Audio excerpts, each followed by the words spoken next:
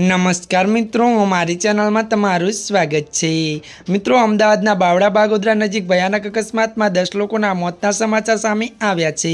વિગતો મુજબ ટ્રક પાછળ મિની ટ્રક ઘૂસી જતા અકસ્માત સર્જાયો હતો, જેમાં 10 વ્યક્તિના મોત થયા છે તો 10 વ્યક્તિ ઇજાગ્રસ્ત થયા છે। ત્યારે મિત્રો, આ તરફ ઘટનાની જાણ થતાં જ સ્થાનિક પોલીસ ઘટના સ્થળે પહોંચી અને તપાસ હાથ ધરી છે, જેમાં 5 મહિલા 3 બાળક સહિત 10 લોકોના મોતની આશંકા છે। ટ્રક પાછળ મિની ટ્રક ઘૂસી જતા ગંભીર અકસ્માત થયો હતો। જો કે મિત્રો, જેમાં 10 વ્યક્તિના મોત થયાનું જાણવા મળ્યું છે, જ્યારે 10 વ્યક્તિ ઇજાગ્રસ્ત થઈ છે। ઘટનાની જાણ થતાં સ્થાનિક પોલીસ ઘટના સ્થળે પહોંચી તપાસ હાથ ધરી છે, તો અકસ્માતના પગલે હાઈવે પર લાંબા ટ્રાફિક જામ દ્રશ્યો સર્જાયા હતા, તેમજ લોકોના ટોળેટોળા પણ ઉમટ્યા છે।